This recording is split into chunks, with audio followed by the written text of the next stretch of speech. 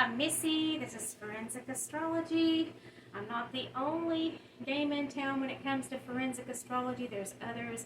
I'll try to include some links below.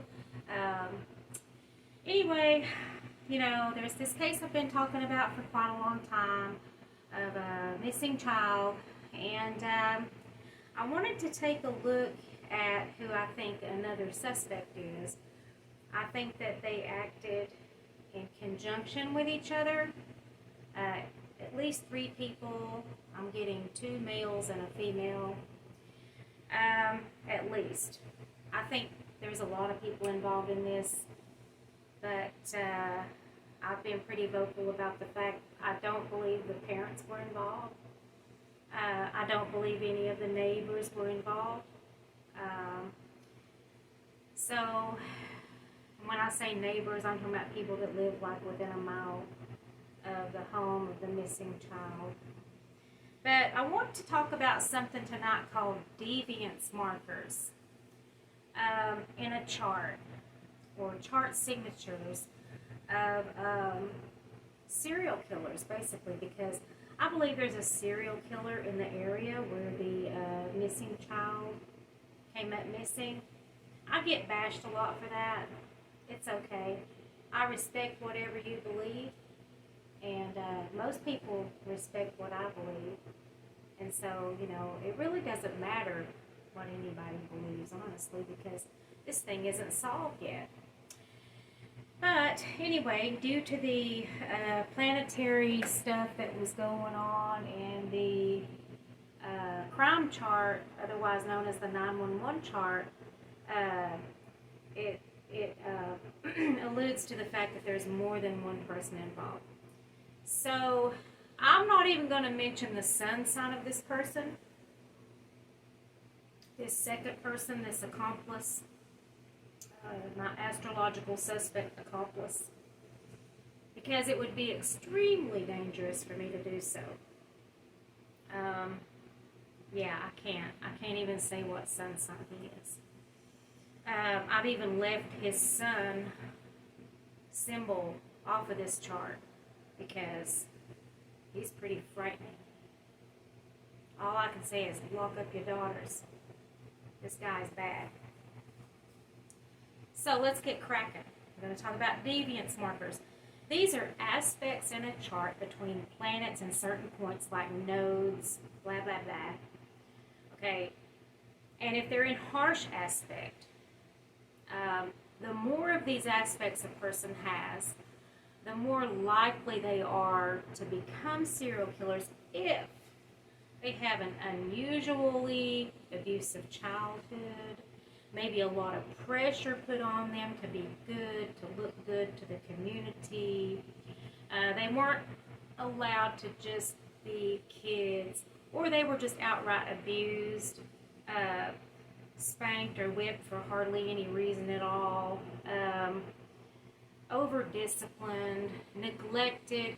You take all of those environmental factors and you put them with some of these astrology aspects, and it's a recipe for a deviant. Maybe not even necessarily a serial killer, but a deviant. This guy is definitely a deviant. There's no freaking doubt about it. Deviant. So how I found him was, again, I start out with dowsing. If y'all don't know what that is, I'll show you. Dowsing rods. These are copper rods with rotating handles, okay? And I calibrate them to open for yes, close for no, when I ask a question.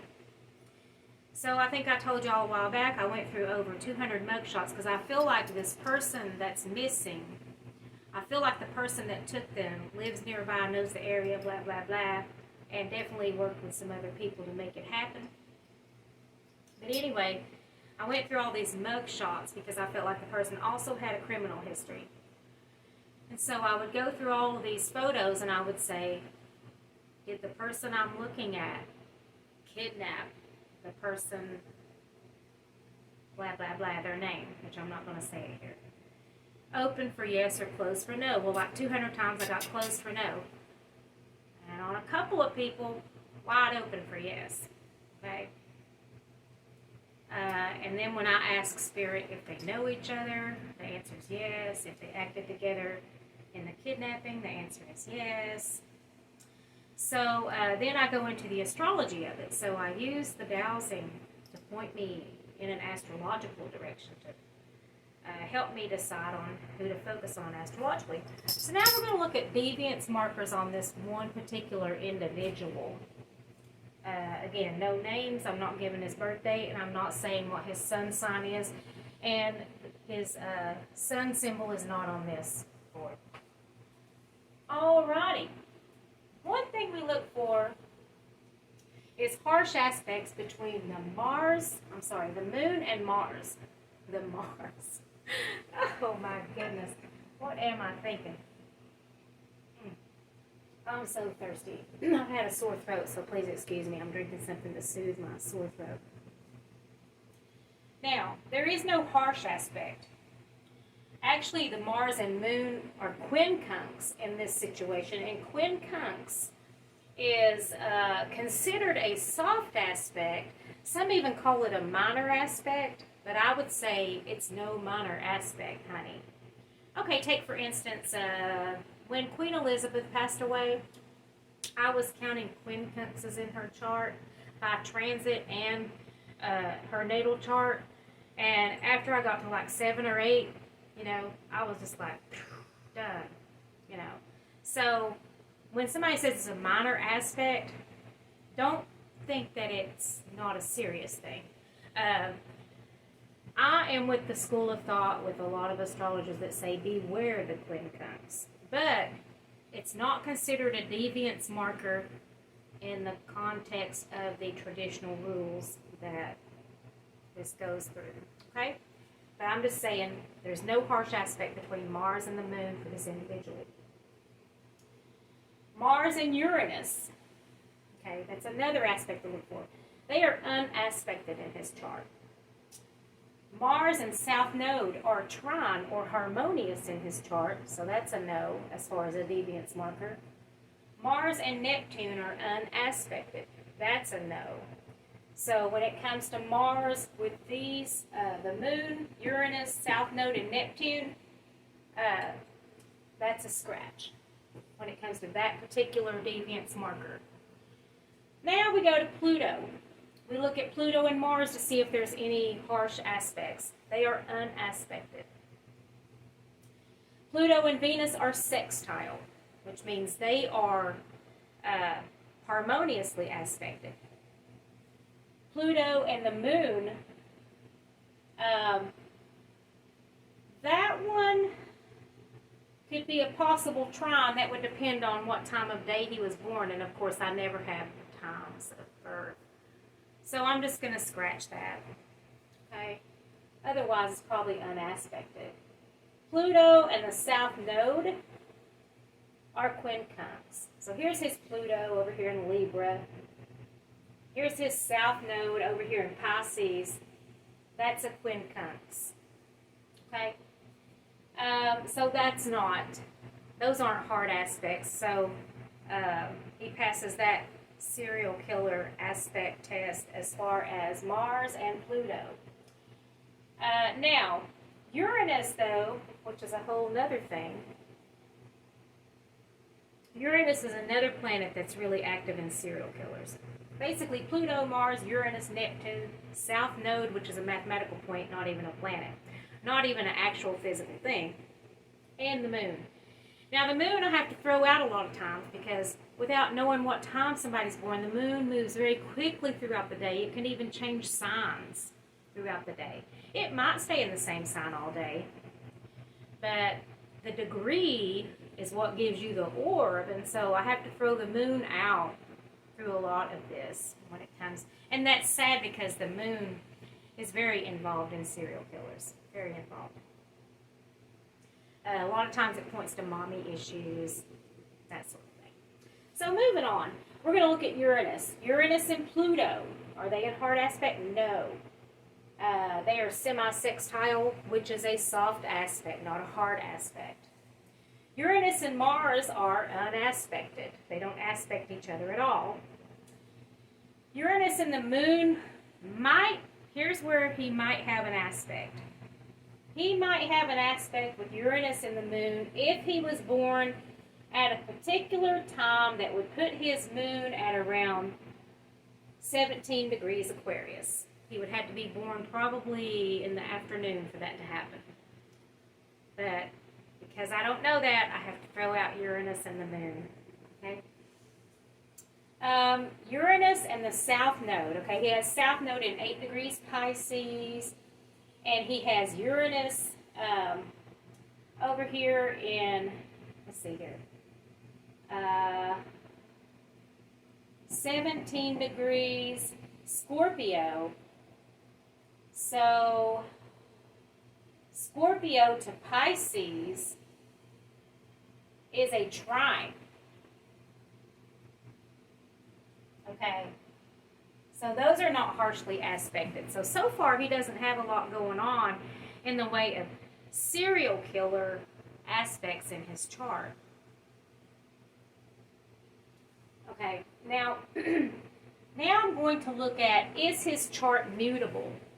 Okay, if he's got like 60% or more planets, actual planets, like Sun, Moon, Mars, not things like the vertex, Lilith, North Node, South Node, I'm talking about planets, okay, planets. If there are 60% or more in mutable signs, that's a very mutable chart. There's a lot of mutability in a serial killer's chart. So we're going to go through that test. I'm going to look at Sagittarius. Sagittarius is mutable. Only one planet. I'm going to look at Pisces. Pisces is mutable.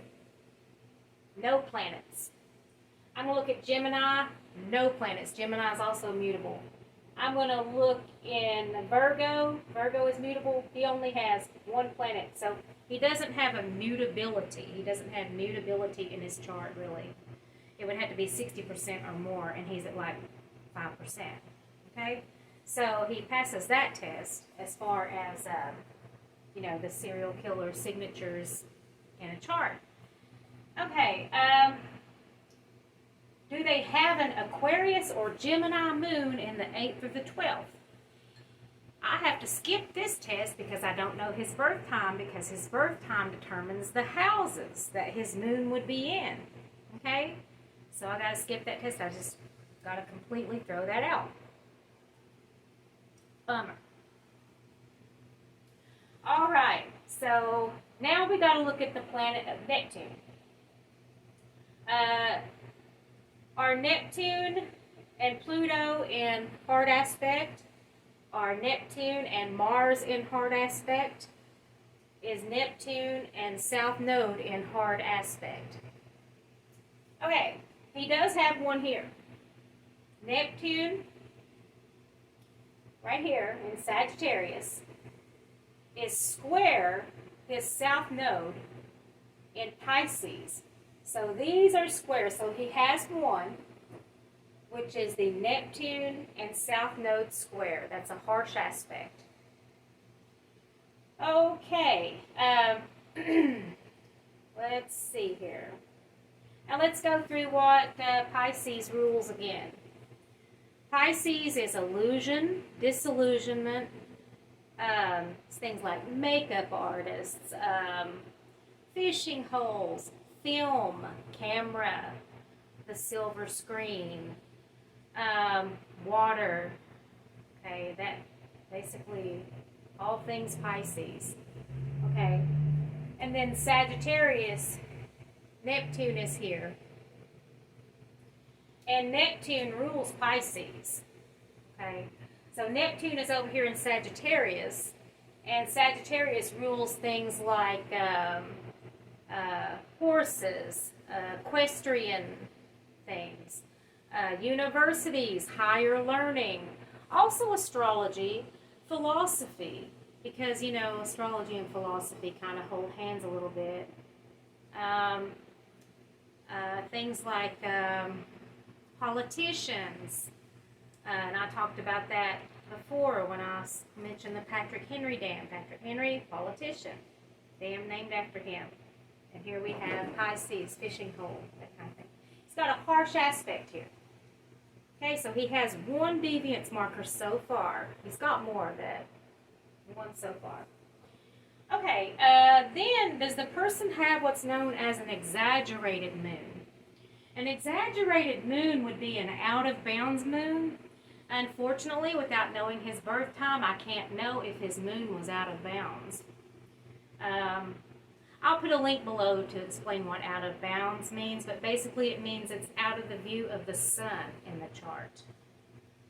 Okay, and it's between 23 degrees and 27 minutes, either north or south of the equator of the chart.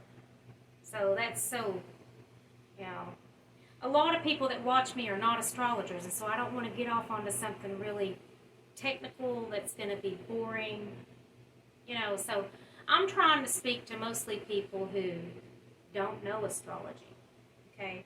So I try to keep things at a kind of a level that I would appreciate somebody keeping it at if I didn't know astrology. So, okay. So an exaggerated moon would be an out-of-bounds moon, okay? Or a moon that is conjunct Jupiter, okay? He doesn't have that. I don't know if he has an out-of-bounds moon, but he doesn't have the moon and Jupiter conjunct. He doesn't have the moon in hard aspect to Jupiter, I don't think, when he lived. Well, see, that depends on when he was born, because the moon could be anywhere in Aquarius. Pretty sure he's going to have an Aquarius moon, because of the date he was born. Aquarius moon, the moon was in Aquarius most of the day. But I can't say really that it's in hard aspect with Jupiter, which would be right across the street in Leo. He has Jupiter in Leo at 19 degrees. So his moon would have to be somewhere between 9 degrees Aquarius or 29 degrees Aquarius. I'm guessing, I would bet, I'd bet $100 he's got an out-of-bounds moon. Okay? I'm just going to bet he's got an out-of-bounds moon. If I had his birth time, I could tell you for sure. So I'm going to put a question mark on whether or not he has this deviance marker. So far I've found one, right? And a possible Uranus moon square here. That's possibly 2, that's possibly 3, but I'm going to go with a 1 is concrete, no doubt about it. Then we have, do they have 3 or more planets in the 12th or 8th house? Mainly Neptune, Pluto, Venus, or Mars. Again, I can't go there because I don't know his birth time, which determines the houses. So, gotta throw that test out. Do they have an out-of-bounds Mars? Okay. In hard aspect to the Moon, Neptune, Pluto, or Uranus? I looked up out-of-bounds Mars for the year he was born, and it was indeed out of bounds between July 30th and August 26th. So, he has an out-of-bounds Mars. So that's a second one that's concrete. Okay, so we've got, which one did I say? This one right here, and this one right here. Those are concrete, and these are questionable.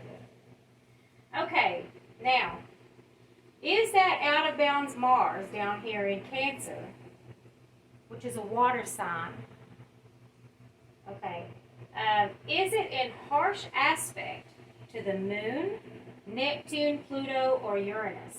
Okay, so let's see where his Moon is. We can't really know because I don't know what time he was born. Okay, but Cancer and Aquarius are not in hard aspect. They are quincunx, if I'm not mistaken. Yes, they are. They are quincunx. So if his Moon isn't now, if his Moon is over here in Capricorn, no, that's not even possible. No, not for the day he was born. No, I don't think it could be in Capricorn. Okay, so let's see if his Mars is in harsh aspect to Neptune. It's in Cancer. His Neptune is in Sagittarius. That's another quincunx. That's a soft aspect, so it fails that test. Let's see if his moon is in harsh aspect with Pluto.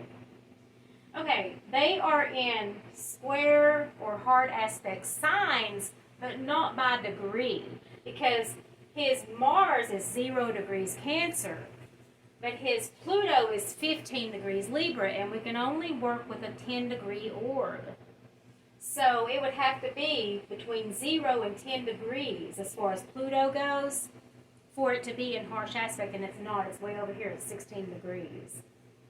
Okay, is Mars in harsh aspect to Uranus? Again, no. They would be trine, even if they had, even if the degrees were right here, they would still be trine, so no. So that fails that test. Okay, and now, let's see. Let's see. Oh, okay, what I determined was he has an out-of-bounds Mars. Okay, but it's not in harsh aspect to any of those. And so just having an out-of-bounds Mars isn't good enough really to blah, blah, blah. Okay, so like I said, we have one that's for sure, Neptune in the South Node or square. We have a possibility with a couple of others of these, but don't know because we don't know the birth time.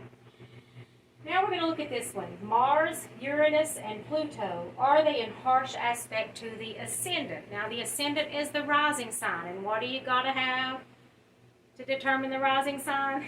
The birth time. Don't have that either. Okay, so I got to throw that one out. But let's just say, for the sake of whatever, let's just say that his ascendant is at 0 degrees Aries. All right? Then he would need to have Mars at 0 degrees Cancer, okay, which would make that a square, which would make that a harsh aspect that he has in his chart that is common among serial killers. Okay? He would have to have Uranus in hard aspect to his ascendant, and he would not if his ascendant was 0 degrees Aries, but it's not.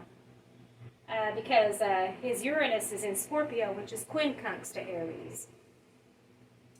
And Pluto. Pluto. Okay, Pluto's over here in Libra.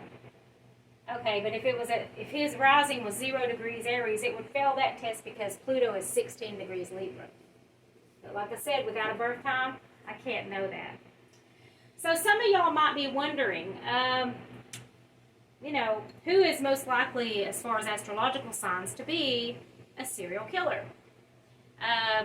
As much as everybody thinks that the FBI and the TBI and the local police and everything doesn't keep up with astrology and, psychics and things like that, they do use them sometimes, and I can put an article below about that. Anyway, moving on. Number 3 is a tie between Scorpio and Sagittarius as far as signs, the highest ranking signs of serial killers. Number 2, Leo. Number 1, and this will really surprise you because you would think it would be something else, it's Capricorn. I'm not really surprised though because the Capricorns that I know, Capricorns are really very plotting, they're planners. And so it doesn't surprise me that they're also the sign that actually has the most victims out of the other signs. So Capricorn, Leo, and then a tie between Scorpio and Sagittarius. Those are your top 3, actually 4 serial killer signs. Again, just because somebody's a Capricorn doesn't mean they're a serial killer. Same thing with Leo, same thing with Sagittarius and Scorpio. There has to be like environmental factors in their life that contribute to them not being able to control their anger, not being able to know what to do when they don't get their way, not being able to deal with their mommy issues, not being able to deal with their over strict dad that makes them toe the line all the time because his dad has a reputation to uphold. Same thing with the mom. It could be the mom that has a reputation to uphold. Maybe she's a mayor, something like that. So yeah, it's typically people that's had a lot of pressure put on them, or they've been isolated. They have these factors in their life that mess up their minds. They don't ever learn to deal with their issues. So I don't want to say that, if you find one of these signatures in your chart, it doesn't mean you're a bad person or anything like that. There's actually people with these signatures in their chart, and they actually overcame these signatures. Here's the thing about astrology. It does not doom your life. It does not make it to where you have to be a certain way and follow a certain path. It points to problems. Like, if somebody, when this boy was like 4 years old or something, if somebody said, he's got this square right here, blah, blah, blah, and, that can really contribute to deviant behavior. Maybe try not to put so much pressure on him. Maybe make sure he always has somebody to talk to, a safe person. Blah, blah, blah. Like I said, I dream of a world where when a child is born, the first thing a parent does is rush off to the astrologer and start getting annual forecasts and advice and things based on astrology, okay? Because astrologers can see things in charts that can warn, point to problems, and, if the parents can get a heads up, they can go, oh, okay, you might not always be thinking along those lines, okay? And, some people say, well, the only guidance I'm going to get for my kid is from church. Well, let's remember that one of the very first things I ever did as far as a success I consider with astrology is a woman came to me in 1987 and she asked me to look at her baby's chart, and I did, and I told her, your child is going to encounter a predator somewhere between the ages of 6 and 10. It's going to be in a religious setting. Don't let him out of your sight. Don't let him go to Sunday school without you. Don't let him go to the bathroom at church without you. Don't let him go to Boy Scouts without you, because oftentimes those meetings happen in churches. Okay, well, a few years later, she contacts me and says, a man was arrested for inappropriate things with boys in the Sunday school class. My son wasn't there. He was upstairs with me because I didn't feel like going downstairs with him. Okay, so this whole thing about the only place I'm going to let my child get any advice is trusted people at church. You better think again. I'm just saying. Now, I'm not putting down nobody's religious beliefs. Guess who else has religious beliefs? I do. I'm a Christian. I believe in God, Jesus, what most people believe in the Christian world. I'm a United Methodist. By the way, they do not subscribe to astrology. United Methodists don't. So that's where we'll have to agree to disagree. But I'm just saying, these people out here that think that all they need is church people, I'm sorry to say it, that's where a lot of deviants are. I'm just saying. Just saying. So, astrologers, they can show you things about life that you hadn't thought about. Things that might blindside you. For instance, if there's a Mars square Pluto, or a Mars-Pluto square in my chart, or anything involving Mars and Pluto, because I was born in the daytime, Mars is considered my most malefic planet. But anytime it's in hard aspect with something like Pluto or Uranus or something like that, I got to be extra careful, because that's when I'm most accident-prone. Matter of fact, everything accident-wise, life and death-wise that's ever happened to me has happened under those influences. I wasn't watching for it. I was just too busy for astrology. And then, after my car accidents and all that, I go, oh, I had a Mars-Pluto square. Oh, I could have had a V8, you know. You know, I just wasn't thinking to look for these things in my chart. And so there's certain triggers in certain people's charts, and there's a pattern, you know. So, anyway, enough of that. So if you have any questions, drop them below. I'm going to try to put some links below. It might take me some time because I'm slow. I'm just slow. And some of y'all saw some drama recently on my channel. My daddy told me years ago, he was an Aries, so he was very direct. Honey, if you step in dog poop, you're going to get it all over you. In other words, be careful who you associate with. Be careful who you listen to. Be careful who you hang around. Well, that also goes to be careful whose channel you tune into, because I did. I stepped in poop. I got it all over me. Okay? Had all these, had like a jackal and a pack of hyenas, you know, just being nasty. And, you know, I reacted. I reacted in a way that I shouldn't have reacted. I reacted in an unchristian manner. I did. Okay? So if anybody, you know, was upset with me over that or disappointed in me, I want to apologize to you. I did. I'm sorry. That's what happens when you try to out Karen another Karen. It doesn't work. You know, I should have just walked away and been like, let the hyenas be hyenas.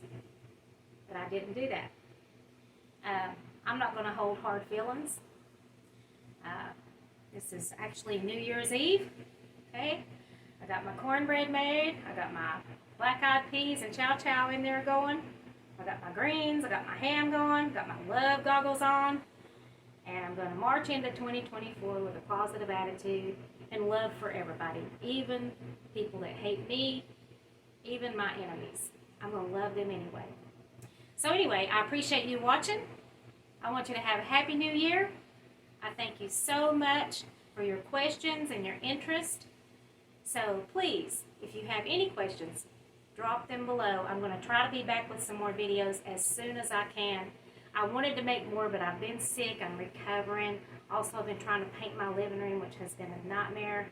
It's just been really hard. So again, thank you. Happy New Year. Bye-bye.